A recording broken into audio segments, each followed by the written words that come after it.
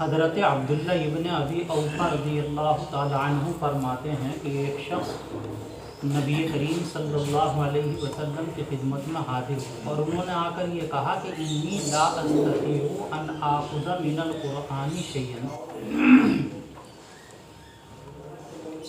مجھے فی الوقت فی الفور، یعنی اس وقت فی الفور قرآن کا کوئی حصہ بھی یاد نہیں،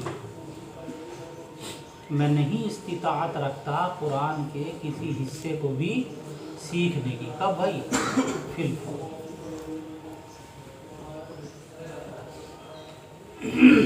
اور نماز تو فرض ہے، نئے یہ کیا لائے اسلام، قرآن یاد نہیں کچھ بھی، نماز تو پڑھنی۔ تو یہی کہنا چاہ رہے ہیں کہ میں نہیں استطاعت رکھتا کہ مجھے فی الحال فی الفور قرآن کا کچھ بھی حصہ یاد نہیں ہے۔ فعلمنی، تو مجھے کوئی ایسی چیز سکھا دیجئے، ما یجزئنی، جو میرے لیے کیا ہو، کافی ہو، جو میرے لیے کیا ہو جائے، کافی۔ کس کی طرف سے؟ قرأت قرآن کی طرف۔ کس کی طرف سے بھائی؟ تو آپ نے فرمایا کہ کہو سبحان اللہ والحمد للہ ولا الہ الا اللہ واللہ اکبر لا حول ولا قوۃ الا باللہ، یعنی قرأت کی جگہ یہ پڑھ لو، کافی ہو جائے گا۔ تو ان صاحب نے یہ کہا کہ یا رسول اللہ، یہ تو اللہ کے لیے ہو گیا، یعنی یہ تمام کلمات تو اللہ کی تعریف میں ہے، تو یہ تو اللہ کے لیے ہے، فما ذالی، تو میرے لیے کیا ہے؟ یہ سب اللہ کی تعریف ہوگی، میرے لیے کیا ہے؟ آپ نے فرمایا قل، کہو اللہم ارحمنی، اے اللہ میرے اوپر رحم فرما، وعافینی، مجھے عافیت عطا فرما، واہدینی، مجھے ہدایت عطا فرما، ورزقنی، اور مجھے روزی عطا فرما، یہ تیرے لیے ہوگا۔ قال فہکذا بیدہ، تو انہوں نے اپنے ہاتھ سے ایسے اشارہ کیا، قبضہما، کیا کرا، دونوں مٹھیوں کو بند کر۔ قال ہکذا بیدہ کا ترجمہ اشارہ کرنا، قال کا ترجمہ کہنا نہیں ہوگا۔ انہوں نے اپنے دونوں ہاتھوں سے ایسے اشارہ کیا، کیسے اشارہ کیا، وقبضہما، دونوں مٹھیوں کو جیسے کوئی چیز ملتی ہے نا تو مٹھی بند کر دیں۔ تو آقا علیہ الصلوۃ والتسلیم نے فرمایا کہ بہرحال اس آدمی نے اپنے دونوں ہاتھوں کو خیر سے بھرا۔ نسائی کی روایت جو ہے الا باللہ، اس حدیث پاک سے کیا معلوم ہوا؟ اس حدیث پاک سے معلوم ہوا کہ کسی آدمی کو اگر قرآن پاک یاد نہ ہو تو اسے قرآن پاک یاد کرنے کی کوشش کرنی چاہیے، لیکن اسلام لانے کے بعد فوراً ہی کیا ہوگی اس کے اوپر بھائی؟ نماز فرض، کیسے پڑھے نماز؟ امام کے پیچھے پڑھ لے، ہمارے یہاں امام کے پیچھے قرات کرنے کی ضرورت، اس کے پیچھے پڑھ لے، امام کے پیچھے قرات کرنے کی کیا نہیں ہے۔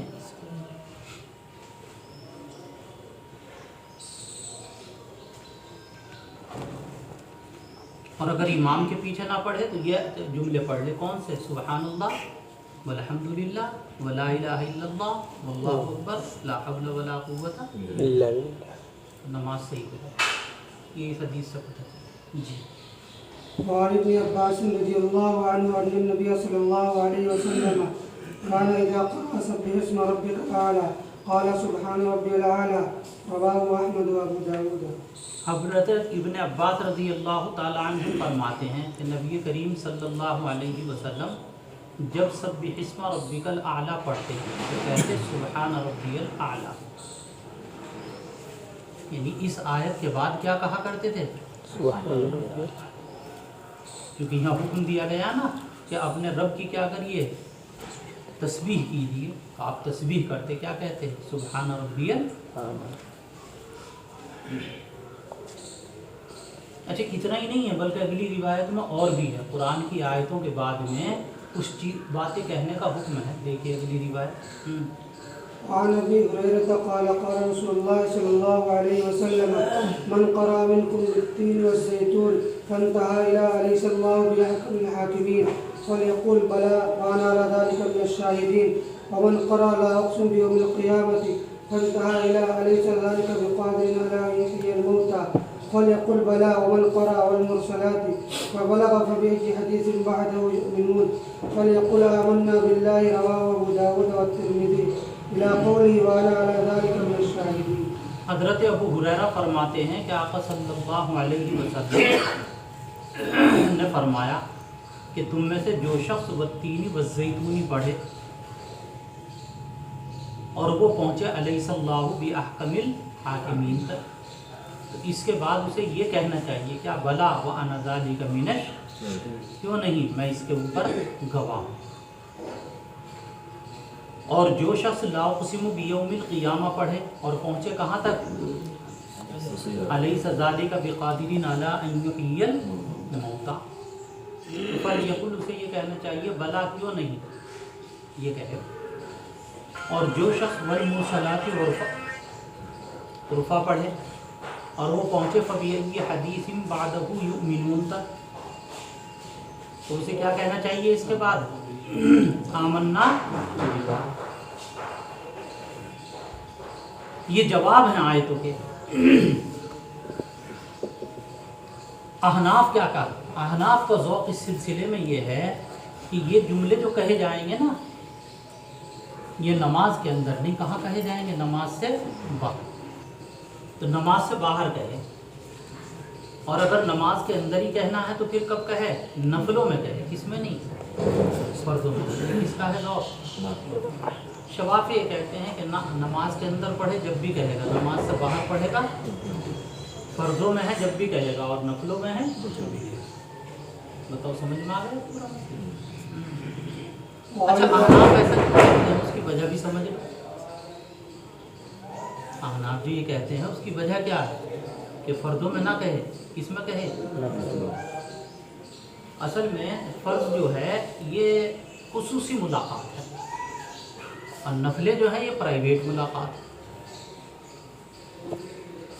نہیں سمجھ؟ یہ دیکھو وزیر اعظم ہے، ایک تو اس سے سرکاری ملاقات ہے، جب سرکاری ملاقات ہوگی تو ادھر ادھر کی بات نہیں ہوگی، صرف کون سی باتیں ہوں گی. اور پرائیویٹ ملاقات ہو تو پرائیویٹ ملاقات میں تو اختیار ہوتا ہے چاہے جو بات کرو. ایسی فرض جو ہے یہ سرکاری ملاقات ہے، مخصوص ملاقات، اس میں صرف کس کے اوپر ہے؟ جو قرات ہے، دعائیں ہیں. وعن جابر قال خرج رسول الله صلى الله عليه وسلم على أصحابه فقرأ عليهم سورة الرحمن من أولها إلى آخرها فسكتوا فقال لقد قرأتها على الجن ليلة الجن فكانوا أحسن مردودا منكم كنت كلما أتيت على قولي فبأي آلاء ربكما تكذبان قالوا لا بشيء من نعمك ربنا نكذب فلك الحمد رواه الترمذي وقال هذا حديث غريب.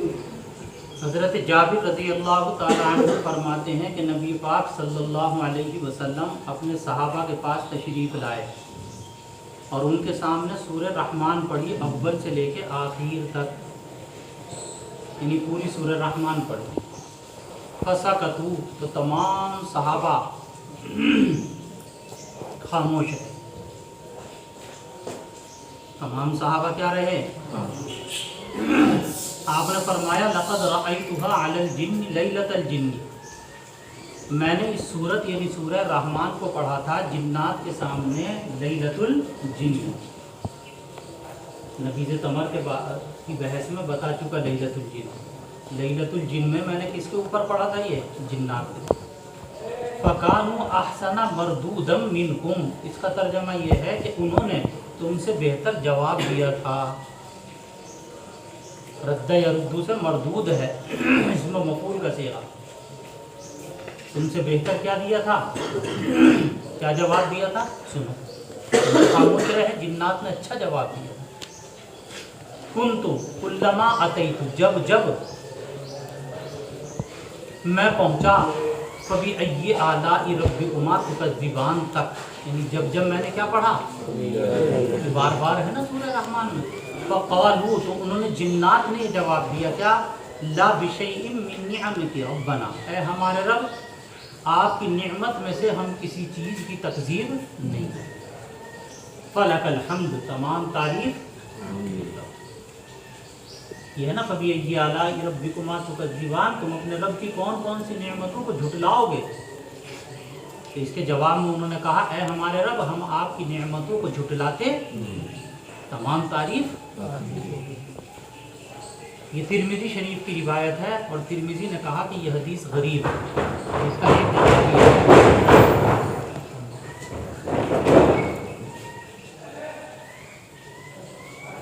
الفصل الثالث والمعارض بن عبد الله الجهني قال إن رجلا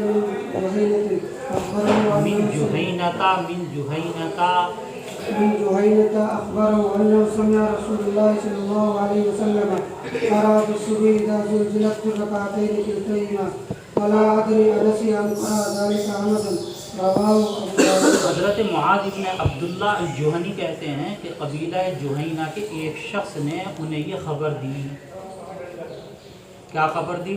کہ انہوں نے نبی پاک علیہ الصلاۃ والتسلیم کو صبح کی نماز میں اذا زلزلت الارض پڑھتے ہوئے سنا، دونوں رکعتوں میں، پھر رکعتین کلتیہما، دونوں یعنی پہلی رکعت میں بھی آپ نے کیا پڑھی اذا زلزلت اور دوسری میں بھی کیا پڑھی، اور آپ نے یہ صحابی یہ کہتے ہیں فلا ادری مجھے معلوم نہیں، انسیا آپ نے ایسا کیسے کیا، بھولے سے یا آپ نے یہ پڑھی نہیں مولانا، یہ آپ نے کیسے کیا تھا عمدن، کیا بتانے کے لیے، بیان جواز، کیوں کیا تھا مسئلہ کیا ہے؟ مسئلہ یہ ہے کہ ایک ہی سورت کو دونوں رکعتوں میں پڑھنا یہ خلاف اولا ہے، کیا ہے بھائی، جائز تو ہے لیکن کیا ہے خلاف۔ تو آپ نے جب بیان جواز کے لیے ایسا، ایک بات یاد رکھنا، بہت ساری چیزیں امت کے لیے خلاف اولا یعنی مکروہ تنزیہی ہوتی ہیں، لیکن نبی کے حق میں وہ مکروہ تنزیہی نہیں ہوتی، کیوں؟ وہ اس سے کیا بتانا چاہ رہے ہیں، وہ شریعت بتانا چاہ رہے ہیں، قانون بتانا چاہ رہے ہیں، آگے یہ کلمہ پڑھ۔ وعن عروة قال إن أبا بكر الصديق رضي الله عنه أبا بكر الصديق أبا بكر الصديق أبا بكر الصديق رضي الله عنه صديقا أبا بكر الصديق رضي الله عنه صلى الصبح فقرأ فيهما بسورة البقرة في الركعتين كلتيهما رواه مالك۔ حضرت عروہ فرماتے ہیں کہ حضرت ابو بکر صدیق رضی اللہ تعالی عنہ نے صبح کی نماز پڑھائی اور اس کی دونوں رکعتوں میں سورہ بقرہ پڑھی۔ مولانا ایسا نہیں ہو سکتا کہ پوری سورہ بقرہ فجر کی نماز میں پڑھ دی، اگر ایسا ہے تو یہ ایک معجزہ ہے، کرامت، جیسے نبی پاک علیہ الصلاۃ والتسلیم کا مغرب کی نماز میں کیا پڑھنا وہ ہے سورہ آراف پڑھنا کیا ہے معجزہ، تو صدیق اکبر کا فجر کی نماز میں سورہ بقرہ پڑھنا کیا ہوگا ایک معجزہ۔ لیکن مولوی صاحب میرے دل کو یہ بات لگتی ہے واللہ عالم بالصواب کہ پوری سورہ بقرہ نہیں، دونوں رکعتوں میں سورہ بقرہ پڑھی، یعنی اس کا کچھ، اس سے ایک بات اور معلوم ہو گئی کہ ایک سورت کا کچھ حصہ قرات کر دینا یہ بھی کیا ہے۔ وعن الفراسة ابن عمير الحنفي وعن فرافصة وعن الفرافصة تو یہ جب الف لام آ گیا تو جر پڑھا جائے گا، میں نے تجھے پڑھ کے بتایا۔ وعن الفرافصة ابن عمير الحنفي قال ما أخذت سورة يوسف إلا من قراءة کہاں سے آ رہے ہیں تم؟ عثمان بن عفان إياها في الصبح۔ کیا ٹائم ہو رہا؟ دیکھو 50 ہو رہا ہے،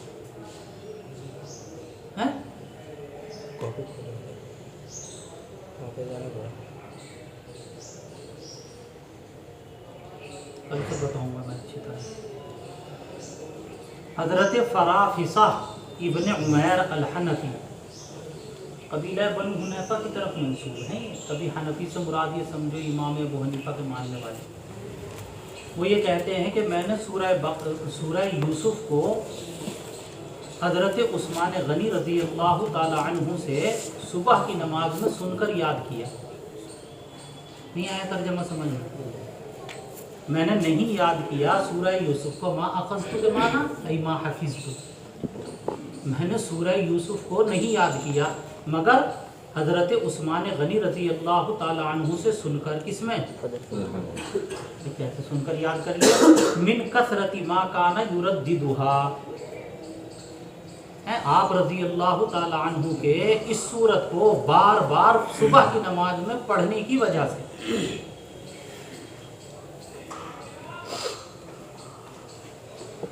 بار بار کس کا ترجمہ کر دیا میں نے؟ کثرت کا، کثرت سے بار بار، کثرت کا ترجمہ بار بار آپ کے کس کے؟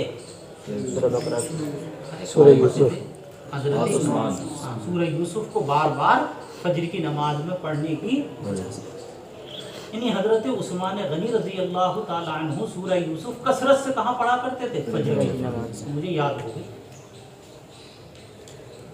کسی ایک سورت کو نماز کے لیے متعین کر لینا یہ مولانا درست نہیں ہے، یہ متعین کرنا نہیں تھا بلکہ کیا تھا؟ کثرت سے پڑھا کرتے تھے۔ کیا مطلب؟ یعنی ہفتے میں 4 دن میں 5 دن میں کیا پڑھ لیا کرتے تھے؟ اس میں کوئی حرج؟ دیکھ لو ذرا ترجمہ، وہ یہ کہتے ہیں کہ میں نے سورہ یوسف کو حضرت عثمان غنی رضی اللہ تعالی عنہ سے فجر کی نماز میں سن کر یاد کیا۔ آپ کے یعنی آپ رضی اللہ تعالی عنہ کے سورہ یوسف کو فجر کی نماز میں کثرت سے جی چلیے گا۔ وعن عمرو بن ربيعة قال صلينا وراء عمر بن الخطاب رضي الله عنه الصبح فقرأ فينا بسورة يوسف وسورة الحج قراءة بطيئة قيل له إذا لقد كان يقوم حين يطلع الفجر قال يطلع الفجر قال أجل رواه مالك۔ حضرت عامر ابن ربیعہ کہتے ہیں کہ ہم نے حضرت عمر ابن خطاب رضی اللہ تعالی عنہ کے پیچھے فجر کی نماز پڑھی۔ صبح کی نماز سے کون سی نماز مراد ہے؟ فجر۔ تو آپ نے اس کی دونوں رکعتوں میں، کس کی؟ فجر کی دونوں رکعتوں میں کیا پڑھی؟ سورہ یوسف اور سورہ حج۔ کیا پڑھی بھائی؟ ظاہر سی بات ہے سورہ یوسف بھی لمبی صورت ہے اور سورہ حج بھی کیا ہے؟ فقیل لہو، تو کسی کہنے والے نے ان سے کہا، کن سے؟ عامر ابن ربیعہ سے۔ کہنے والے نے کس سے کہا؟ بیان کر رہے ہیں، کانا یقوم حین یطلع الفجر، حضرت عمر رضی اللہ تعالی عنہ نماز کے لیے کھڑے ہو گئے ہوں گے صبح صادق کے طلوع پر، صبح صادق کے طلوع ہوتے ہی۔ تو انہوں نے فرمایا ہاں جبھی تو پڑھ سکتا ہے آدمی۔ تو سورہ یوسف پڑھی اور کیسے پڑھی؟ ہاں یہ تو میں بھول ہی رہ گیا ترجمہ۔ تو انہوں نے پڑھا سورہ یوسف کو اور سورہ حج کو، کیسے بھائی؟ آہستہ آہستہ، قراءۃ بطیۃ، کیسے؟ آہستہ آہستہ سے مراد ٹھہر ٹھہر۔ تو کسی کہنے والے نے ان سے کہا جب تو حضرت عمر رضی اللہ تعالی عنہ نماز کے لیے کھڑے ہو گئے ہوں گے، کب؟ صبح صادق ہوتے ہی، صبح صادق پر۔ نہیں سمجھ میں؟ تو کہا کہ ہاں جی۔ وعن عمرو بن شعيب عن أبيه عن جده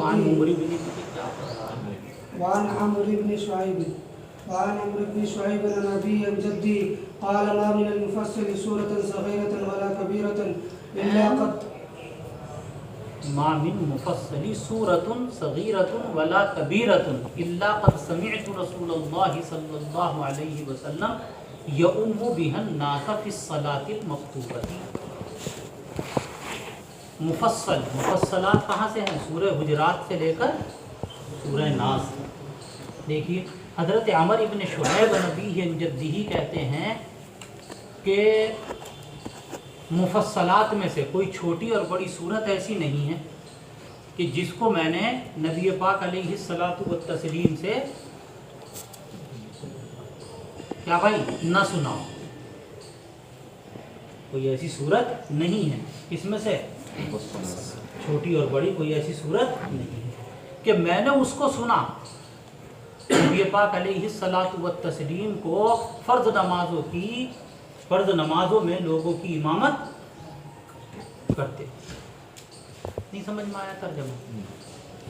میں نے سنا نبی پاک علیہ الصلاۃ والتسلیم کو کیا کہاں؟ فرض نمازوں میں لوگوں کی۔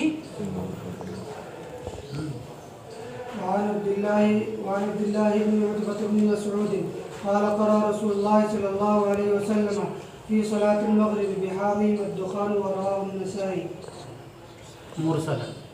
حضرت عبداللہ ابن عتبہ ابن مسعود کہتے ہیں کہ آقا صلی اللہ علیہ وسلم نے مغرب کی نماز میں سورہ حامیم الدخان پڑھی. اب اس کا ایک مطلب یہ بھی ہو سکتا ہے کہ اس کا کچھ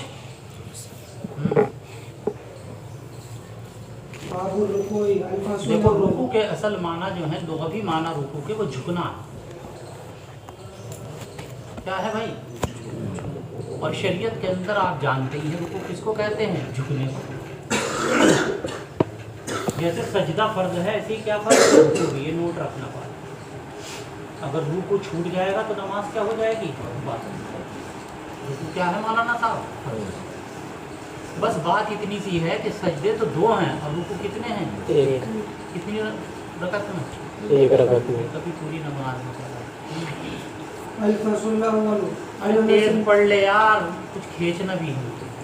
عن انس قال قال رسول الله صلى الله عليه وسلم اقيموا الركوع والسجود فوالله اني لاراكم من بعد متفق عليه. حضرت انس فرماتے ہیں رضی اللہ تعالی عنہ کہ آقا صلی اللہ علیہ وسلم نے فرمایا کہ رکوع اور سجدے مکمل کرو. اقیمو کا کیا ترجمہ؟ مکمل کرو. دوسرا ترجمہ اچھی طرح سے کرو.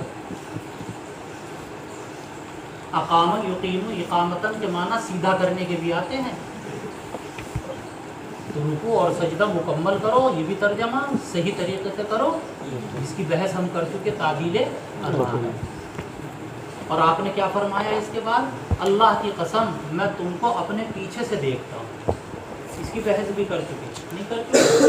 یہ دیکھنا کیسے تھا؟ بطور معجزہ تھا. وعن البراء قال كان ركوع النبي صلى الله عليه وسلم قال كان ركوع النبي صلى الله عليه وسلم وسجوده وبين السجدتين وسجوده وبين السجدتين کیا پڑھا تھا وہ سجود ٹھیک ہے. وسجوده وبين السجدتين وإذا رفع من الركوع ما قال القيامة والقعود قريبا من السواء متفق عليه. دیکھو چار چیزیں ہیں. ایک ہے سجدہ، ایک ہے رکوع. بین السجدتین سے کیا مراد ہے بھائی؟ جلسہ. وَإِذَا رَفَعَ مِنَ الرُّكُوعِ سے کیا مراد ہے؟ قوم. یہ چار ارکان ہے، رکوع، سجدہ، جلسہ، قوم. تعدیل ارکان انہی چار میں تو ہوتا ہے. ما خلل قیام والقعود، قیام اور قعود کے علاوہ. قیام میں کیا ہے؟ قرات. قیام میں کیا ہے؟ اور قعود میں کیا ہے؟ التحیات، دعائیں. قریبا من السوا. دیکھیے ترجمہ. حضرت برا رضی اللہ تعالی عنہ فرماتے ہیں کہ نبی پاک علیہ الصلوۃ والتسلیم کا رکوع، آپ کا سجدہ، دونوں سجدوں کے درمیان میں جلسہ، اور رکوع کو اٹھنے کے بعد میں آپ کا قوم. اس کے علاوہ قیام اور قعود کے علاوہ قریب قریب کیا ہوتے تھے؟ سواؤں کے معنی برابر. تو یہ قیام اور قعود کو پہلے لے لو. قیام اور قعود کے علاوہ نبی پاک علیہ الصلوۃ والتسلیم کا رکوع، سجدہ، جلسہ اور قوم قریب قریب کیا ہوتے تھے؟ برابر. اب یہ جو ہے ہمارے عرب کے امام، عرب کے علماء، انہوں نے اس حدیث پاک کا مطلب یہ سمجھا کہ چاروں بالکل کیا ہونے چاہیے؟ برابر.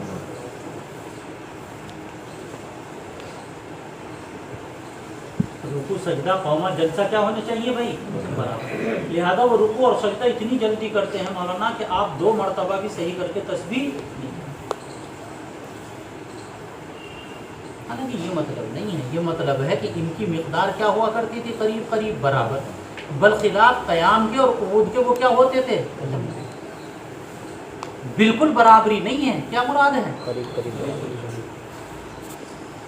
سمجھ گئے نا؟ وعن انس قال كان النبي صلى الله عليه وسلم اذا قال سمع الله لمن حمده قام حتى نقول قد اوهم ثم يسجد ويقعد بين السجدتين حتى نقول قد اوهم. رواه مسلم. حضرت انس رضی اللہ تعالی عنہ فرماتے ہیں کہ نبی کریم صلی اللہ علیہ وسلم جب کہتے سمیع اللہ لمن حمیدہ کھڑے ہو جاتے تو ہم کہتے کہاں؟ اپنے دل میں. ہم کہتے کہاں بھائی؟ اپنے دل میں.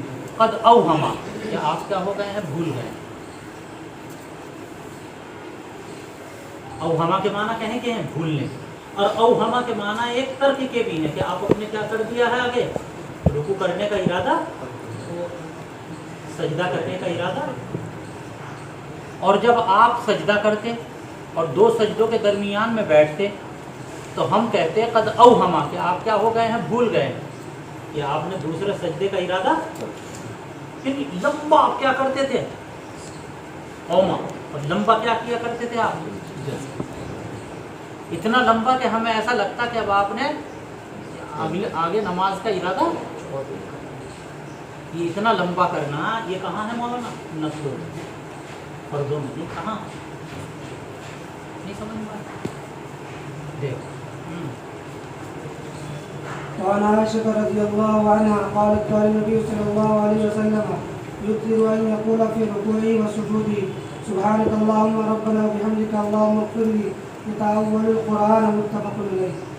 حضرت عائشہ رضی اللہ تعالی عنہ فرماتی ہیں کہ نبی کریم صلی اللہ علیہ وسلم کثرت سے اپنے رکوع اور سجدے میں یہ دعا پڑھتے تھے سبحانک اللہم ربنا، آپ کی ذات پاک ہے اے اللہ ہمارے رب. وہ بحمدکا، ہم آپ کی کیا کرتے ہیں؟ تعریف. اے اللہ میری مغفرت کرو. یہ جو آپ پڑھتے تھے یہ کیوں پڑھتے تھے؟ یتأول القرآن، قرآن پر عمل کرتے ہوئے. اولا یتأول کے معنی کہیں کہ ہیں عمل کرنے کے. قرآن پر کیا کرتے ہوئے؟ عمل. قرآن سے دلیل پکڑتے ہوئے. یہ بھی ترجمہ ہے. قرآن میں کہاں آیا یہ حکم؟ قرآن میں آیا فسبح بحمد ربک واستغفر. سبح سبحانک اللہ، بحمدک الحمدللہ، واستغفر تینوں چیزیں آ گئی نا. سبحانک اللہم ربنا وبحمدک اللہم. وعنها أن النبي صلى الله عليه وسلم كان يقول في ركوعه وسجوده سبوح قدوس رب الملائكة والروح. رواه مسلم. یہ سبوحن اور قدوس دونوں مبالغے کے صیغے ہیں اور معنی دونوں کے ایک ہی ہیں. کیا؟ پاک ہونا. انت سبوحن انت قدوس، آپ کیا ہیں؟ پاک. ملائکہ کے آپ پروردگار ہیں. اور کس کے پروردگار ہیں؟ روح کے. روح سے مراد جبرائیل. نبی پاک علیہ الصلاۃ والتسلیم رکوع اور سجدے کے اندر یہ دعا بھی کیا کرتے تھے. کیا بھائی؟ سبوحن قدوس رب الملائکتی. اب یا تو رکوع کی تسبیحات کے بعد یہ پڑھیں، یہ بھی درست، اور خالی اسی کو کوئی پڑھ لے. وعن ابن عباس قال قال رسول الله صلى الله عليه وسلم ألا إني نهيت أن أقرأ القرآن راكعا وساجدا فأما الركوع فأعظموا فيه الرب وأما السجود فاجتهدوا في الدعاء فقمن أن يستجاب لكم. رواه مسلم. حضرت ابن عباس رضی اللہ تعالیٰ عنہ فرماتے ہیں کہ آقا صلی اللہ علیہ وسلم نے فرمایا الا، خبردار. کیا بھائی؟ انی نہیت، مجھے منع کر دیا گیا ہے حالت رکوع اور حالت سجدہ میں قرآن پڑھنے سے. حالت رکوع اور حالت سجدہ میں کیا پڑھنے سے؟ ہاں، قرآن کا پڑھنا منع ہے، مکروہ ہے. کہاں؟ اور حافظ جو ہے جب رکوع میں جائے گا سجدے میں جائے گا آگے کو پڑھے گا وہیں تراویح نہیں، منع. پھر رکوع سجدے میں کیا کرنا چاہیے؟ بہرحال رکوع تو اس میں اللہ کی کیا بیان کرو؟ اپنے رب کی عظمت، سبحان ربی العظیم. اور سجدے میں فجتہدوا فی الدعاء، خوب کوشش سے دعا کرو. فجتہدوا فی الدعاء کیا ترجمہ بھائی؟ ہاں، محنت سے کیا کرو؟ خوب دعا کرو. فقمن، قمن کے معنی مناسب ہے، لائق ہے. یہ لائق ہے کس بات کے؟ کہ تمہاری دعا قبول ہے. تو سجدے کی حالت میں کیا کرنی چاہیے؟ دعا. لیکن فرائض کے اندر صرف کس پر اکتفا کرے؟ جو سجدے کی. ہاں نفلوں کے اندر اختیار ہے کہ اتنی چاہے دعا کرے. کس میں ہے؟ قرآن والی دعا کر لے، جو حدیث سے جو منقول ہے وہ پڑھ لے دعائیں، جو حدیث میں منقول ہیں وہ دعائیں پڑھ لے. اور اگر اتنی کسی کو اپنے اوپر عبور ہے عربی کے اوپر تو عربی میں پڑھ لے، کوئی بات نہیں. لیکن کلام الناس کے قبیل سے نہ ہو، نہ نماز حاصل ہو جائے. اس کے قبیل سے نہ ہو ورنہ کیا ہو جائے گی نماز. جی. وعن ابي هريره قال قال رسول الله صلى الله عليه وسلم اذا قال الامام سمع الله لمن حمده فقولوا اللهم ربنا لك الحمد فانه من وافق قوله قول الملائكه غفر له ما تقدم من ذنبه متفق عليه. حضرت ابو ہریرہ رضی اللہ تعالی عنہ فرماتے ہیں کہ آقا صلی اللہ علیہ وسلم نے فرمایا کہ جب امام سمیع اللہ لمن حمدہ کہے تو تم کہو اللہم ربنا لک الحمد. تو جس کا قول ملائکہ کے قول کے مطابق ہو گیا تو اس کے پچھلے تمام گناہ معاف کر دیے جائیں گے. پتہ چلا کہ امام کا وظیفہ کیا ہے بھائی؟ سمیع اللہ لمن. اور مقتدی کیا کہیں گے؟ اب اس میں ربنا لک الحمد میں چاہے تو ربنا لک الحمد کہہ دے، یا اللہم ربنا لک الحمد، یا اللہم ربنا ولک الحمد، تینوں طرح سے جائے. دوسری بات یہ ہے کہ مقتدی جو ہوگا وہ کیا کہے گا؟ دونوں چیز. وہ منفرد جو ہے وہ کیا کہے گا؟ دونوں چیز. اور مقتدی کیا کہے گا؟ ربنا. اور امام کیا کہے گا؟ سمیع اللہ. وعن عبد الله بن ابي اوفى قال كان رسول الله صلى الله عليه وسلم اذا رفع ظهره من الركوع قال سمع الله لمن حمده اللهم ربنا لك الحمد من السماوات ومن الارض ومن ما شئت من شيء بعد رواه مسلم. حضرت عبداللہ ابن ابی اوفا کہتے ہیں کہ نبی پاک صلی اللہ علیہ وسلم جب رکوع سے کھڑے ہوتے، جب اپنی پشت اٹھاتے رکوع سے، نہیں یہ کوئی ترجمہ نہیں ہے، جب رکوع سے کیا ہوتے آپ کھڑے تو کہتے سمیع اللہ لمن حمدہ اللہم ربنا لک الحمد. اے اللہ ہمارے رب تیرے ہی لیے ہیں تمام تعریف، آسمان کے برابر، زمین کے برابر اور اس ساری مخلوق کے برابر جس کو آپ اس کے بعد پیدا کرنا. یہ بھی کہہ سکتے ہیں، لیکن یہ اس طرح کی لمبی دعائیں کہاں کہنی چاہیے؟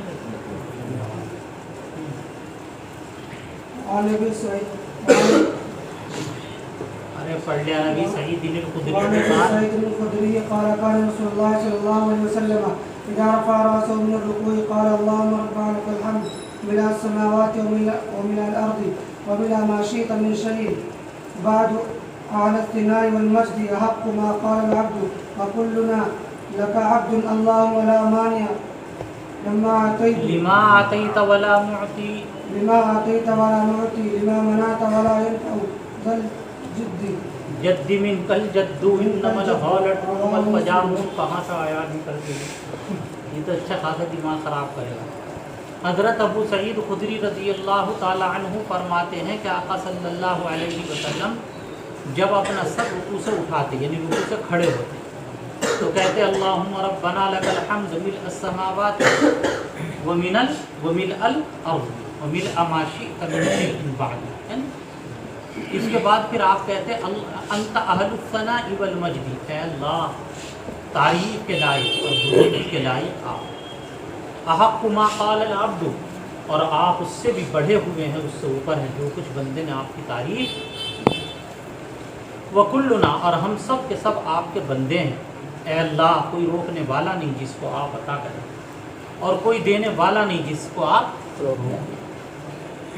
لا ينفع ذل جد منک الجد، جدن کے معنی ہے مال، اور نہیں نفع پہنچائے گا کسی مالدار کو مال آپ کے عذاب کے مقابلے. من کا من آپ کی پکڑ کے مقابلے میں کسی مالدار کو اس کا مال یعنی بچا. تو محدثین نے یہاں الجد کا ترجمہ کس سے کیا ہے بھائی؟ مال سے. کس سے کیا ہے؟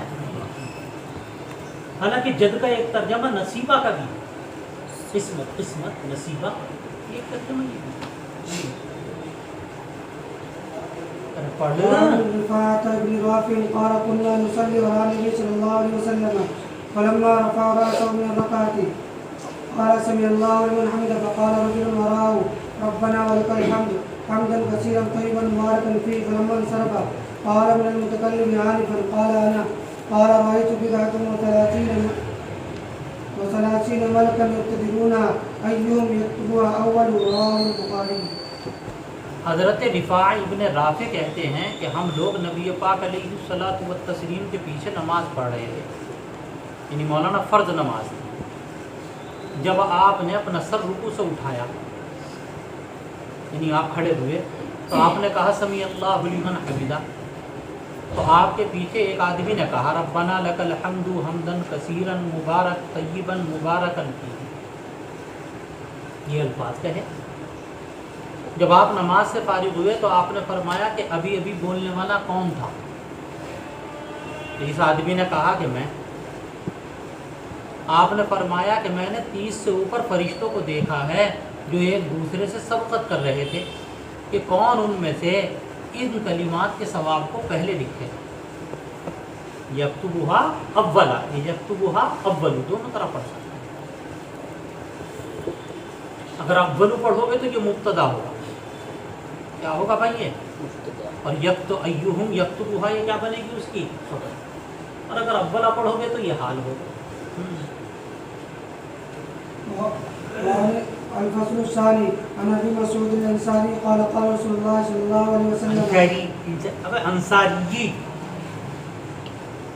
عن ابي مسعود الانصاري قال قال رسول الله صلى الله عليه وسلم لا تجزئ صلاة الرجل حتى يقيم ظهره في الركوع والسجود. رواه ابو داود والترمذي والنسائي وابن ماجه والدارمي وقال الترمذي هذا حديث حسن صحيح. حضرت ابو مسعود انصاری رضی اللہ تعالی عنہ فرماتے ہیں کہ آقا صلی اللہ علیہ وسلم نے فرمایا کہ آدمی کی نماز مکمل نہیں ہوتی. لا تجزئ کا کیا ترجمہ بھائی؟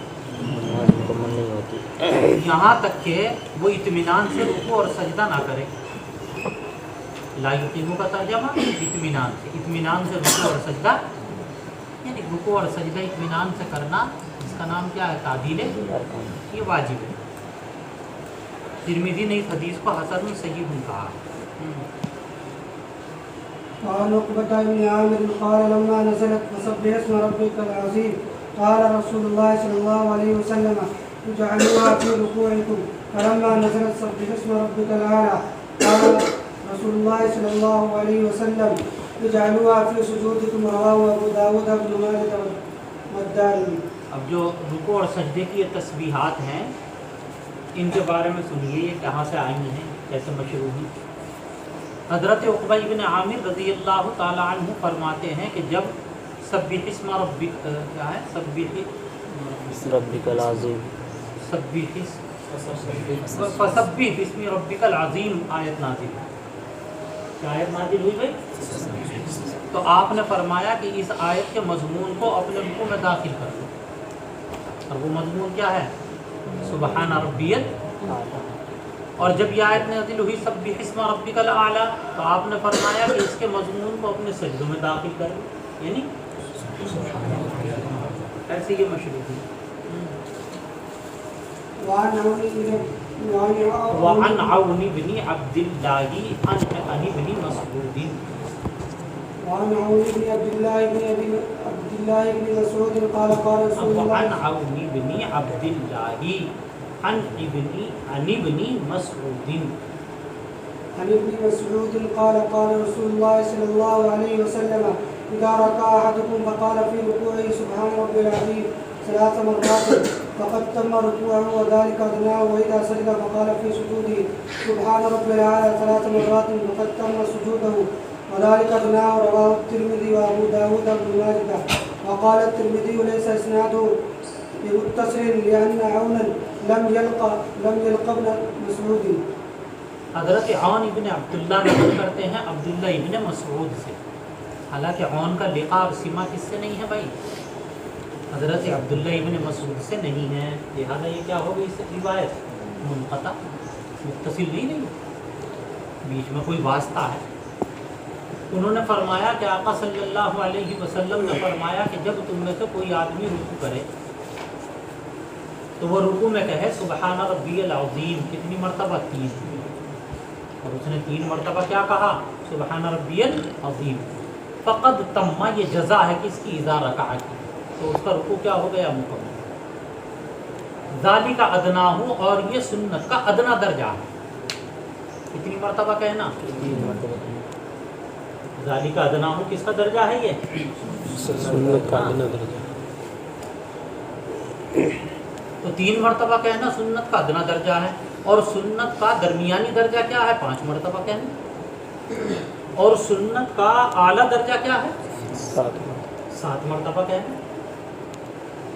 नहीं समझ में आई बात? और अगर कोई 7 मरतबा से भी ज़्यादा कहना चाहे तो 7 मरतबा से ज़्यादा कहना चाहे तो कह ले, लेकिन क्या रहे? ताक़ रहे। कैसा रहे भाई? हदीस पाक में जो आया है वो 10 तक का अदद है। कितने तक का? तो ताप कितना हो जाएगा? 10 पर 1 बढ़ा तो क्या? 11।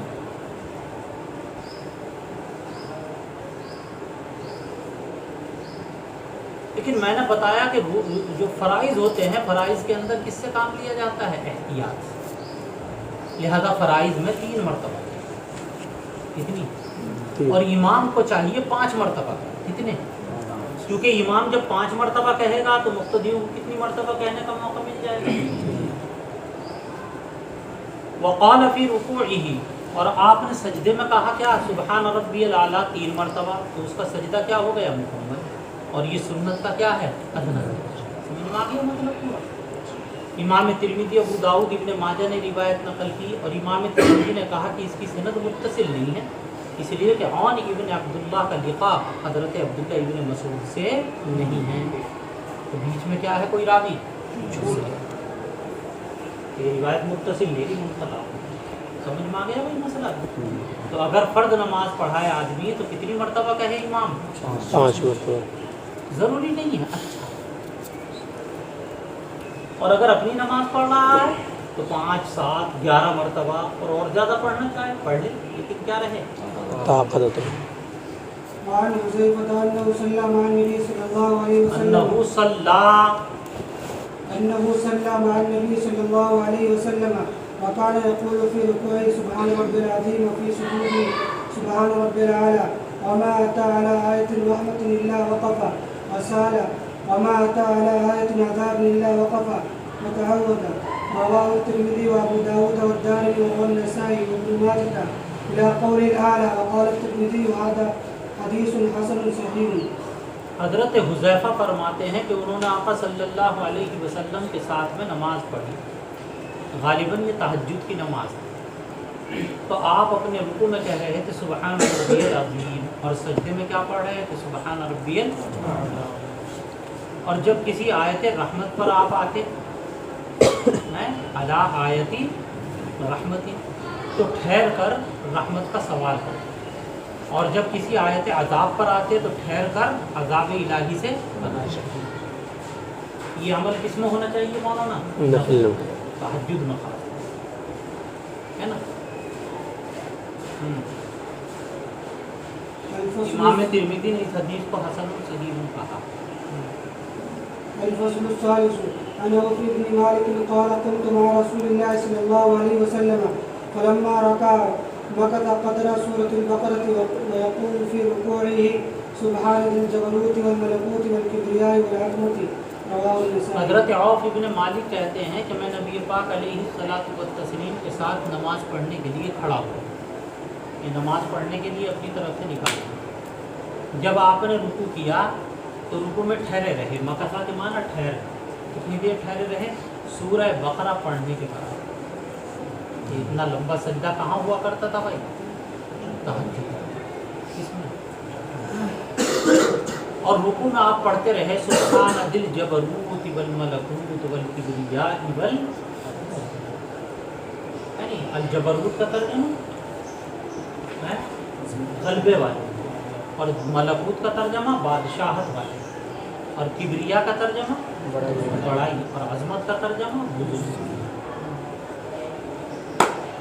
ارے پڑھ بھائی، تم میرا کیا دیکھے، کالے آدمی کا تکلیف دیکھ رہے، آپ تو بال سفید ہو گئے، اسے دیکھتا رہے کتاب کو۔ ہاں وعن ابن زبير قال سمعت انس بن مالك يقول ما صليت وراء احد بعد رسول الله صلى الله عليه وسلم اشبه صلاه بصلاه رسول الله صلى الله عليه وسلم من هذا الفتى يعني عمر بن عبد العزيز قال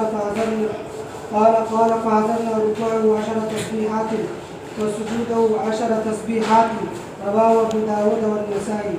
یہ ابن جبیر ہیں مشہور تابعی، وہ یہ کہتے ہیں کہ میں نے حضرت انس رضی اللہ تعالیٰ عنہ کو یہ فرماتے ہوئے سنا۔ حضرت انس صحابی ہیں، کیا کہہ رہے ہیں حضرت انس؟ صحابی نہیں ہیں، کیا کہہ رہے ہیں ما صلیت وراء احد، نبی پاک علیہ الصلوۃ والتسلیم کی وفات کے بعد میں نے کسی آدمی کے پیچھے نماز نہیں پڑھی کہ جس کی نماز نبی پاک صلی اللہ علیہ وسلم کی نماز سے زیادہ مشابہ ہو، سوائے اس نوجوان یعنی عمر ابن عبدال، یعنی یہ نماز کیسی پڑھاتے ہیں کہ جو ان کی نماز نبی پاک کی نماز کی کیا ہوتی ہے، مشابہ۔ یہ آیت ترجمہ سنیں۔ قالا، تو یہ کہتے ہیں اب ہمیں لگا کہ بھائی دیکھیں ان کا رکوع اور سجدہ کیسا ہوتا ہے۔ فحضرنا، تو ہم نے ان کے رکوع کا اندازہ لگایا 10 تسبیحات کے وقت، اور سجدے کا اندازہ لگایا 10۔ پتہ چلا کہ زیادہ سے زیادہ کتنا ہے بھائی؟ سنت کا ادنی درجہ 3، درمیانی درجہ 5، اور سنت کا انتہائی اعلیٰ درجہ، اور اعلیٰ سے بھی اوپر کا درجہ 11۔ 10 ایک بڑھا دو کہیں کے لیے، تاک کے لیے کتنا ہو گیا؟ اور اس سے بھی زیادہ پڑھنا چاہے کوئی نفلوں میں تو پڑھ لے، لیکن اور اگر فرضوں میں پڑھے تو میں نے بتایا اس میں 3 مرتبہ۔ البتہ امام کو چاہیے کتنی مرتبہ پڑھے؟ 5 مرتبہ، لیکن ضروری نہیں ہے مولانا، میں اس لیے کہہ رہا ہوں کہ اگر وہ 5 مرتبہ پڑھے گا تو مقتدی کتنی مرتبہ پڑھ لے گی؟ 3 مرتبہ۔ لیکن ہوتا یہ ہے کہ جب نماز پڑھائے گا اس وقت تو امام پڑھے گا 5 کی بجائے 8 مرتبہ، اور جب اپنی پڑھے گا تو پھر پڑھے گا 68۔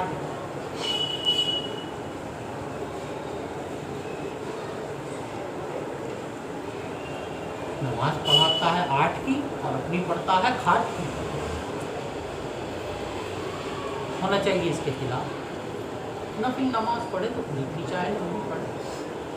میں نے حضرت مدنی مولانا اسد مدنی نظر اللہ مرتضیٰ کو نماز پڑھتے ہوئے دیکھا مولانا، تو واقعی رکوع کے بعد میں حضرت اتنی دیر کھڑے ہوئے کہ بلا مبالغہ میں کہہ سکتا ہوں کہ اتنی دیر میں میرے جیسا آدمی کم سے کم اما یتساءلون کی صورت آرام سے تلاوت، اس سے بھی۔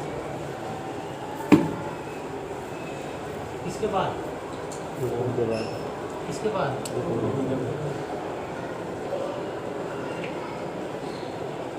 ہمارے یہاں بجنور میں قاضی پاڑے میں حضرت کا سمدھیانہ، وہاں پر ایک آدمی تھا حضرت کا بڑا مخالف، بڑی گالیاں دیا۔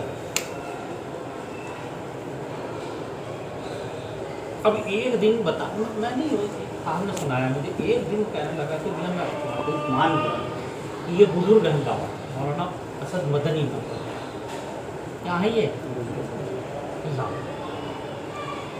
تجھے کیسے پتہ چلا کہ مغرب کے بعد جو انہوں نے نفلوں کی نیت باندھی تو 2 رکعتیں آدھے گھنٹے میں، 2 رکعتیں کتنی دیر میں پڑھی؟ تو نفل نماز پڑھو کتنا لمبا پڑھنا وہ پڑھنے میں، کیونکہ اس میں کوئی دیکھنے میں۔ جی چلیے۔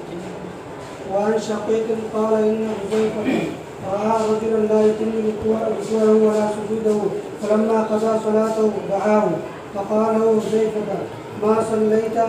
قال واحسبه، قال ولو مت على غير الفطرة التي فطر الله محمد صلى الله عليه وسلم، رواه البخاري۔ حضرت شقیق کہتے ہیں کہ حضرت حذیفہ رضی اللہ تعالی عنہ نے ایک ایسے آدمی کو دیکھا جس نے اپنا رکوع اور سجدہ مکمل نہیں کیا، لا یتم، جس نے اپنا رکوع اور سجدہ کیا نہیں کیا تھا بھائی؟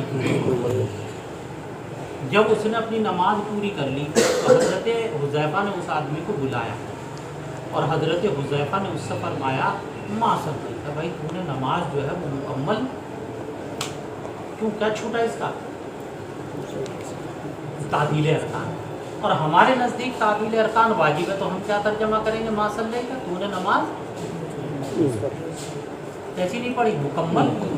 اور شفاف کہ یہاں فرض ہے تو وہ کیا ترجمہ کریں گے؟ ما صلیت، تو نے نماز ہی، تیری نماز صحیح، یہ ہے فرق ترجمہ کرنے۔ اور قالا کہتے ہیں شقیق کہ میرا احسب، میرا گمان یہ ہے، قالا کہ حضرت حذیفہ نے یہ بھی فرمایا لو مت علی غیر الفطرتی، اگر تو مر گیا ایسے ہی نماز پڑھتے پڑھتے تو تیری وفات ہوگی اس فطرت کے خلاف جس پر اللہ تعالیٰ نے محمد صلی اللہ علیہ وسلم کو پیدا۔ وعن ابي قتادة قال قال رسول الله صلى الله عليه وسلم أسوأ الناس سرقة الذي يسرق من صلاته، قالوا يا رسول الله وكيف يسرق من صلاته، قال لا يتم ركوعه ولا سجوده، رواه احمد۔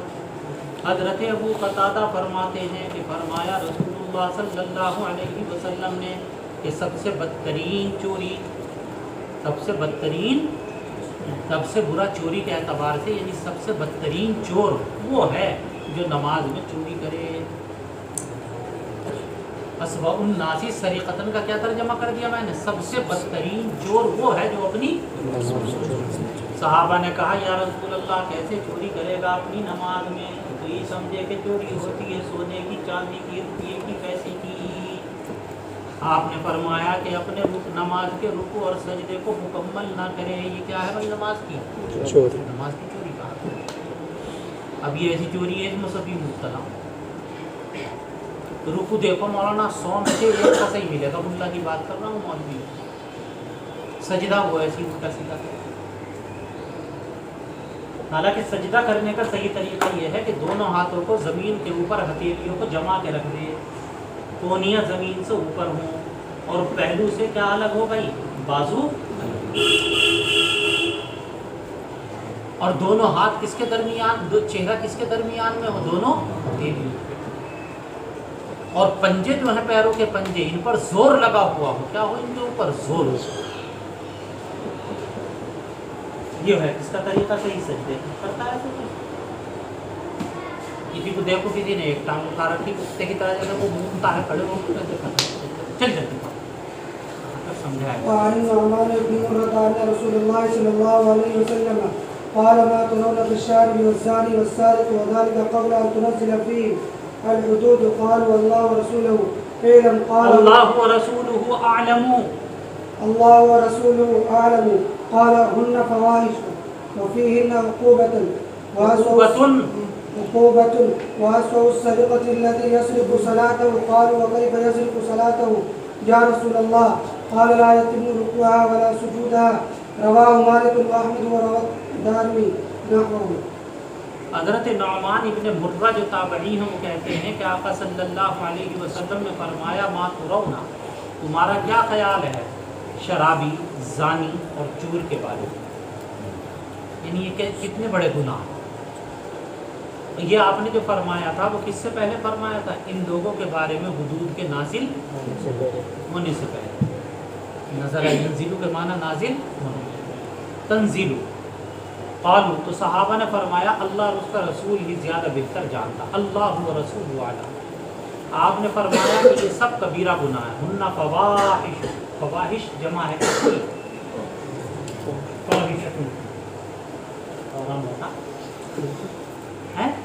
فیہن عقوبۃ، اور ان میں کیا ہے؟ سزائیں۔ چوری کی بھی سزا ہے، شرابی کی بھی سزا ہے، اور سب سے بدترین چوری وہ ہے کہ جو نماز میں چوری کرتا ہے۔ صحابہ نے کہا یا رسول اللہ نماز میں کیسے چوری کرے گا؟ آپ نے فرمایا کہ رکوع اور سجدے کو مکمل نہ کرے۔